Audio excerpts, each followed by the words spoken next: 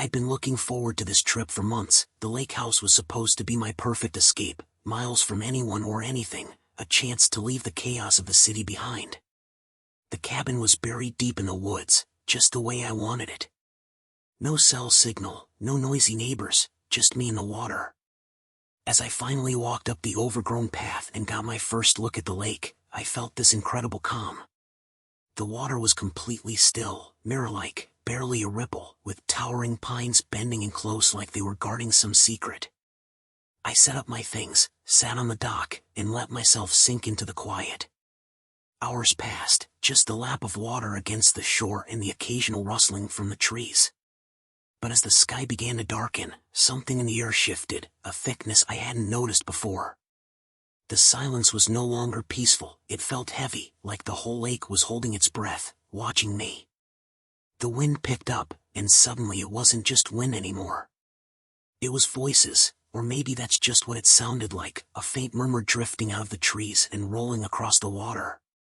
Shadows began to flicker at the lake's edge, moving slow, almost too slow, like they didn't belong to anything living. I tried to shake it off, told myself I was just spooking myself.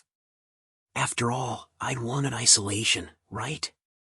But then I saw it, a shape, a dark figure just barely visible through the thickening mist, right at the water's edge. Just standing there, watching.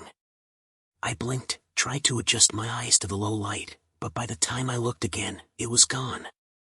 That feeling, the one I'd come all the way out here to lose, it was back, stronger than ever, pressing in close, filling the air with something I can only describe as wrong. The lake, the trees, the shadows all around, none of it felt like mine anymore. I tried to settle in that first night, lighting a fire by the shore. The crackling of the flames should have been comforting, but instead, I kept catching myself looking over my shoulder. There was this strange tension in the air, a stillness, like even the trees were holding something back. As I walked along the water's edge, something in the dirt caught my eye, a small shoe, the kind a kid might wear, half buried right by the lake. It was old, its colors faded, and a strange, uneasy feeling crawled up my spine. But it didn't stop there. When I made my way back to the dock, I noticed the wood wasn't just worn, it was carved. Right near the edge, there were these deep scratches, like someone had dragged something sharp across the boards, over and over. They formed lines, almost like tally marks, a countdown, maybe? To what? Shaking off the thought, I headed inside, locking the door behind me. I tried telling myself it was nothing, just the mind playing tricks, but I couldn't shake the feeling that I wasn't alone. Later, as I lay in bed, I heard a splash from the lake, soft but steady, almost like someone was stepping through the water. My heart raced, but I told myself it had to be some animal. Just a deer, or maybe a raccoon. But it didn't stop. The sound kept circling, coming closer, moving with this slow, unnatural rhythm. I finally started to drift off, almost convincing myself it was nothing, when a sound cut through the silence. A faint laugh, light and playful, drifted through the trees, a child's giggle. But there was something wrong with it, something hollow, like the sound was stretching, bending in on itself. It echoed in my head long after it faded, filling the silence with something dark, something that felt impossibly close. I woke up early, hoping to shake off the strange feeling from the night before by spending a quiet morning fishing. The mist hung low over the lake, thick and cold, wrapping everything in this eerie calm. It was beautiful, but in a way that felt wrong, like a silence waiting to be broken. As I cast my line out, I noticed a figure at the far end of the lake. A woman, standing right at the water's edge. She didn't move, just stood there, her gaze fixed on the lake, like she was waiting for something. Her clothes were strange, faded and old-fashioned, like she'd wandered straight out of some other time. I called out, more to break the silence than anything, but she didn't answer.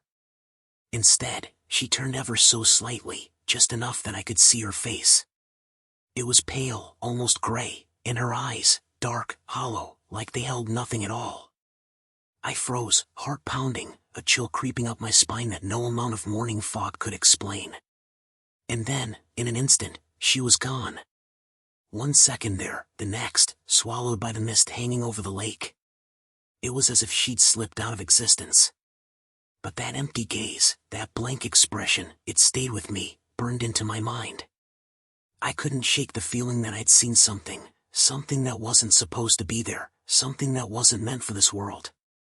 After what I'd seen, I couldn't shake the feeling that something in that lake house could explain what was happening. So, I tore through every drawer and cabinet, looking for I didn't know what. Eventually, I found an old trunk, dusty and wedged tight under the bed. With a deep breath, I pried it open. Inside were brittle photos, letters, yellowed newspaper clippings, all detailing the lake's haunting past. Decades ago, children from nearby towns had gone missing around this very lake. They'd vanished without a trace, their bodies never found. Drownings, the papers said, though the locals had whispered something darker. They believed the lake was cursed, haunted by the souls of those children, forever bound to its waters. One story caught my eye. It told of a mother who had lost her young son to the lake. They said she went mad with grief, convinced she could hear him calling to her, night after night. Finally, she walked into the lake herself, never resurfacing. Some claimed they'd seen her spirit, years later, wandering along the lake's edge, searching, always searching. A cold, heavy realization settled over me. The woman I'd seen by the water, she matched the description exactly. And the childlike laughter from last night? Maybe it wasn't just the wind or my mind playing tricks. Maybe it was the voices of the children, still lingering, caught in the lake's cold, endless grip. I sat there, clutching the clippings, my heart pounding, dread settling deep in my bones. This lake wasn't just haunted, it was cursed, a prison for souls that couldn't escape. And somehow, I'd stumbled right into the middle of it. I threw my stuff together as fast as I could, hands trembling, eyes darting around the empty cabin, desperate to escape. I didn't dare look back. The trail was just ahead, barely visible through the thickening fog. I could almost taste freedom, but then, there it was again. That eerie, haunting laughter, echoing up from the lake, faint yet unmistakable. Against every instinct, I turned. She was there, standing waist-deep in the dark water, her hand reaching out, palm open, like she was beckoning me closer. The mist seemed to swirl around her, almost alive, like it wanted to close in around me. I tried to tear my eyes away, but there was this strange, irresistible pull, like an invisible rope, tugging me back toward the shore. It felt as if the lake itself was calling me, reaching into me, drawing me in. I stumbled backward, shaking my head, forcing my feet to move away. But the whispers grew louder, the voices layering, pressing in from all sides.